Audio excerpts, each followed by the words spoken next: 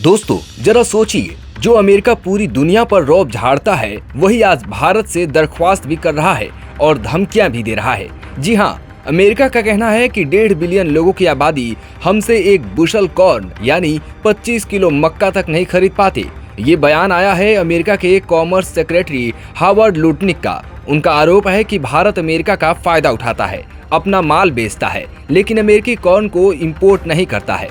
Lutnick ने चेतावनी देते हुए कहा, अगर ऐसा ही चलता रहा तो भारत को टफ टाइम फेस करना पड़ेगा। लेकिन असल सच्चाई क्या है, आप ये समझिए कि अमेरिका का लगभग 92 से 94% कॉर्न जेनेटिकली मॉडिफाइड है, यानी ये वैज्ञानिक तरीके से लैब में तैयार किए गए बीज हैं। क्योंकि इन बीजों से लोगों की सेहत और पर्यावरण पर बुरा असर पड़ सकता है, इसलिए भारत में ऐसे फूड क्रॉप्स पर सख्त रोक है।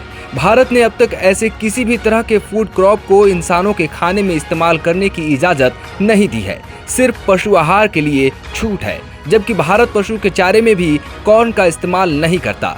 यूरोप के कई देश जैसे कि फ्रांस और जर्मनी ने भी ऐसे उगाए जाने वाले फसलों पर रोक लगा रखी है, यानी भारत अकेला नहीं है जो इसे लेकर सावधान है।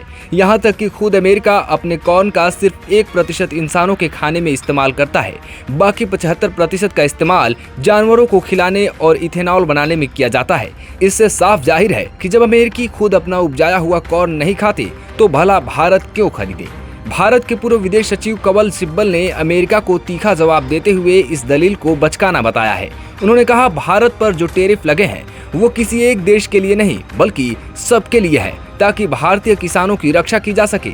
असल में दोस्तों, अमेरिका की ये सारी बयानबाजी ट्रेड नेगोशिएशन की रणनीति है। नवंबर 2025 तक जो पहली ट्रेड डील आने वाली है उस पर अमेरिका दबाव बना रहा है। एग्रीकल्चर इस समय सबसे बड़ा स्टिकिंग पॉइंट है, क्योंकि यूएस की फार्म लॉबी बहुत पावरफुल है और ऐसे में ट्रम्प को अपने किसान वोट बैंक को भी खुश रखना है। तो दोस्तों, अब सवाल साफ है, क्या अमेरिका का दबाव भारत मान लेगा या फिर कॉर्न की ये लड़ाई आने वाले दिनों में इंडिया यूएस ट्रेड रिलेशन का सबसे बड़ा विवाद बनेगी।